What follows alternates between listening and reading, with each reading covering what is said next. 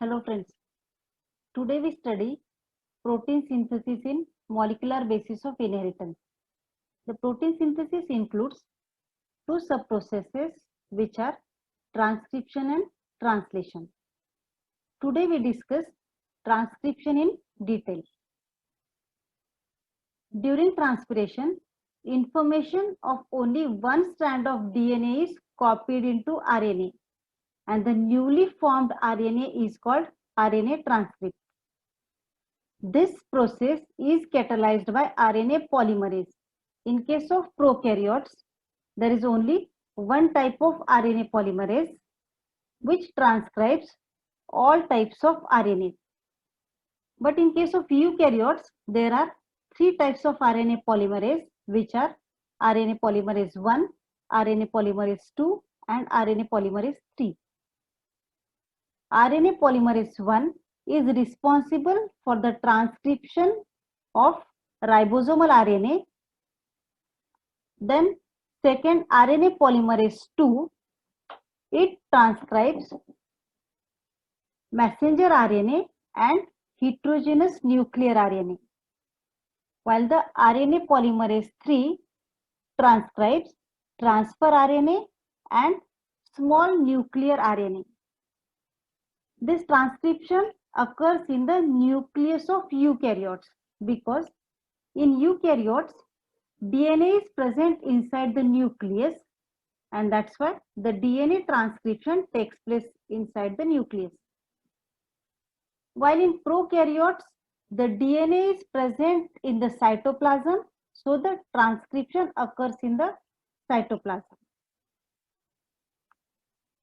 In case of eukaryotes, transcription occurs in the nucleus during G1 and G2 phases of the interphase in cell cycle. Interphase has three subphases which are G1, S and G2. In S phase, DNA as well as histone protein synthesized, while in G1 and G2, different types of RNA as well as proteins are synthesized. Now, transcription unit. A segment or a portion of DNA which takes part in a transcription is called transcription unit, or you can say each transcribed segment of DNA. As we know, DNA is double-stranded structure, so the transcription unit also possesses two strands and these two strands are anti-parallel to each other. Okay, and the transcription unit is divided into the three regions. The first one is promoter, second is structural gene and third region is terminator.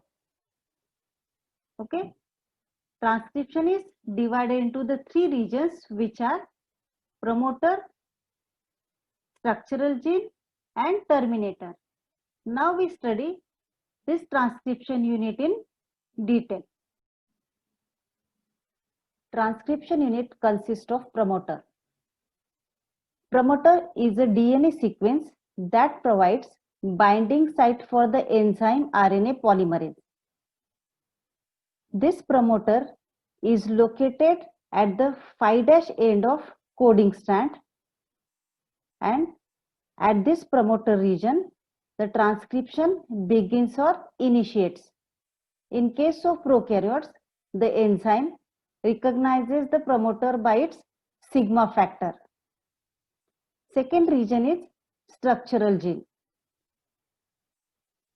This region is present in between the promoter and terminator. Structural genes has two strands with opposite polarity. One strand of DNA is having 3' to 5' direction and another one is having 5' to 3' direction polarity.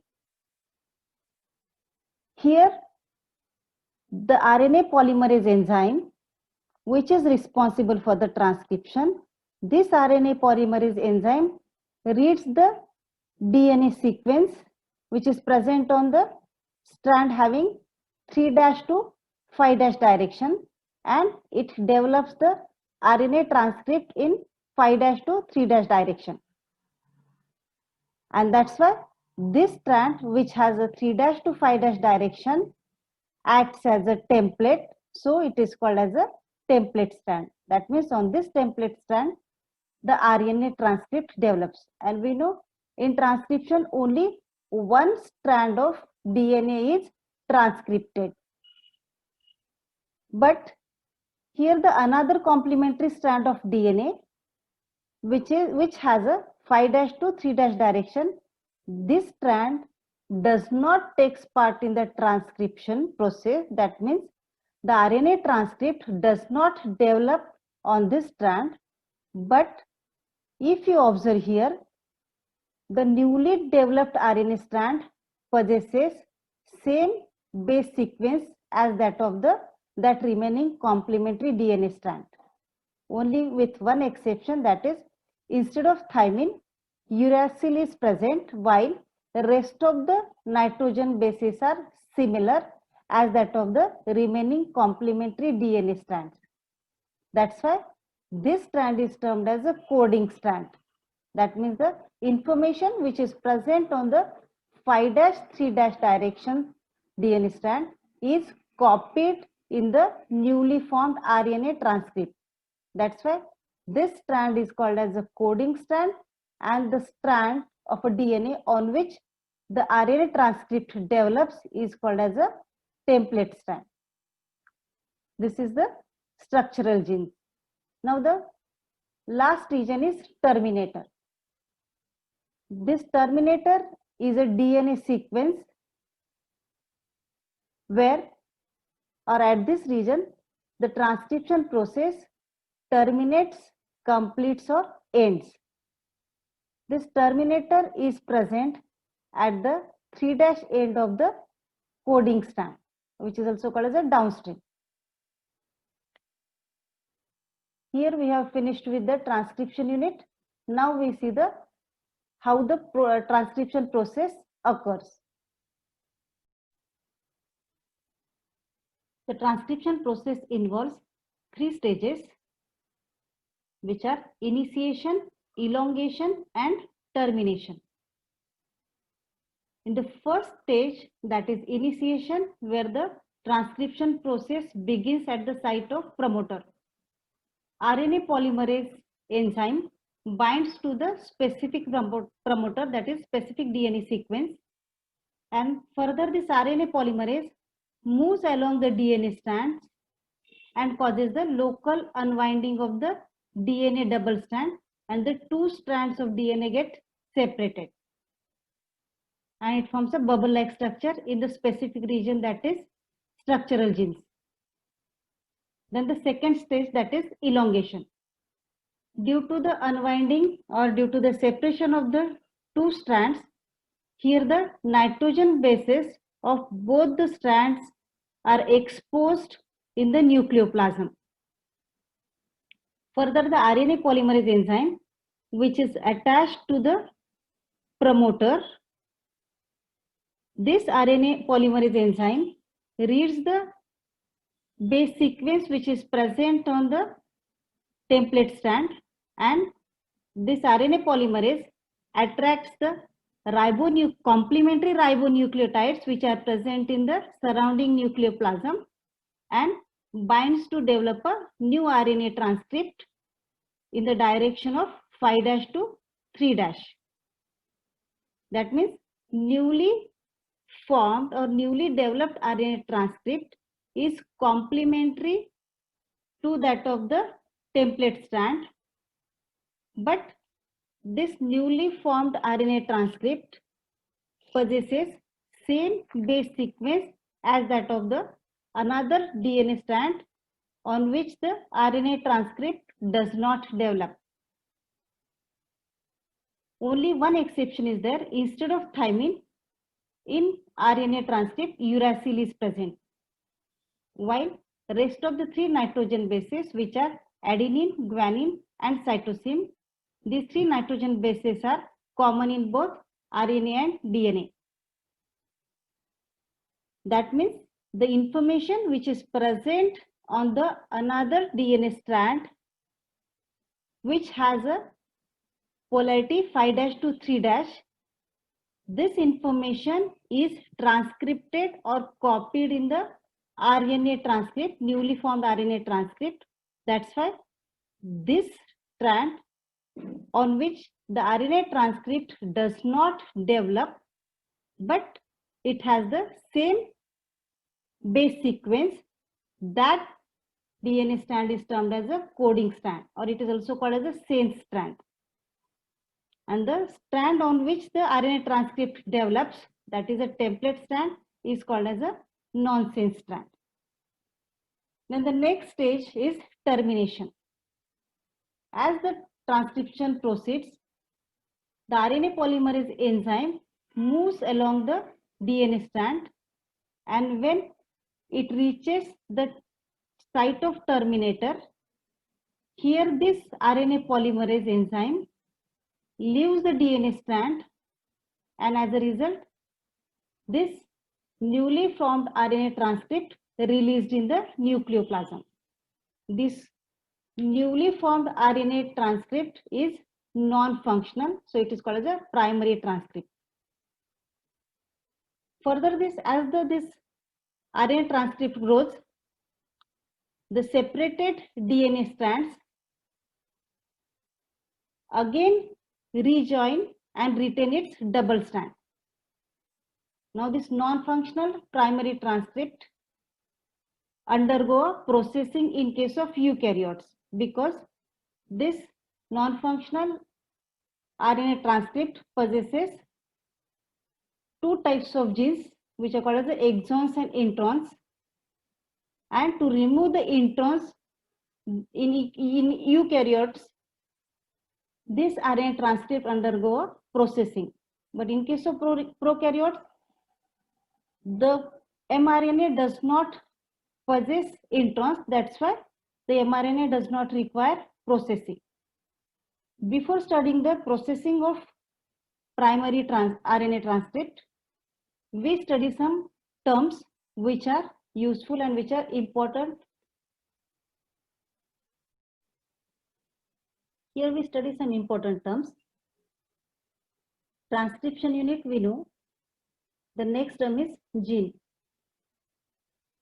The DNA sequence which codes for messenger RNA, transfer RNA, and ribosomal RNA is defined as a gene.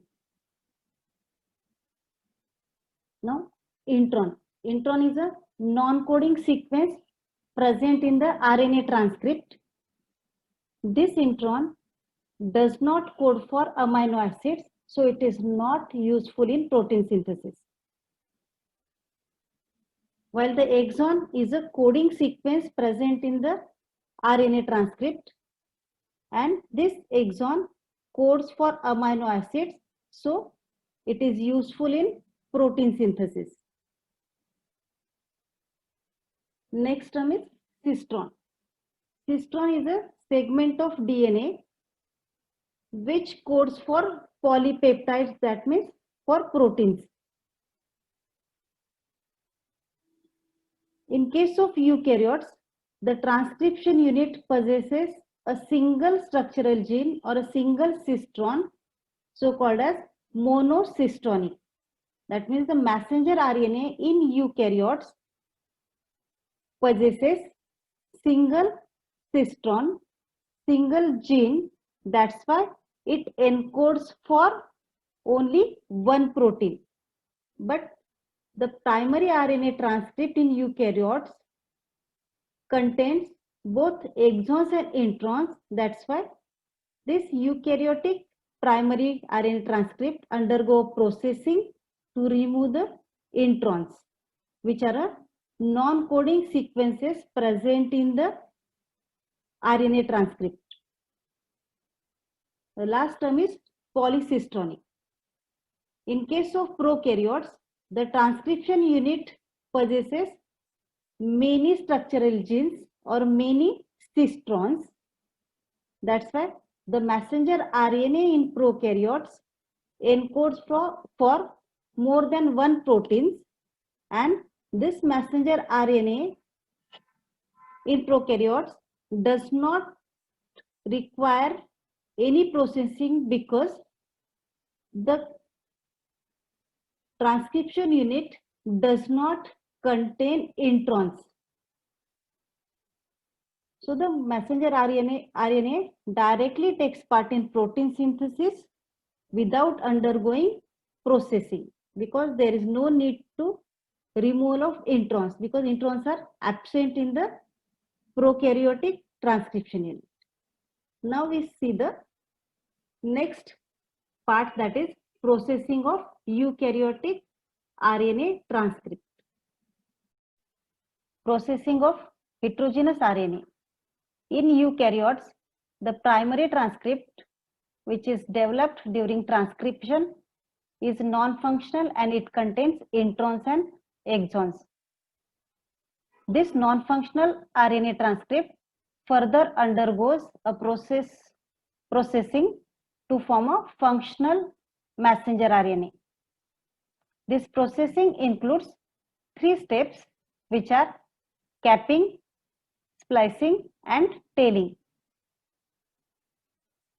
Here during capping, at the free dash end of the primary transcript, methylated guanosine triphosphate is added,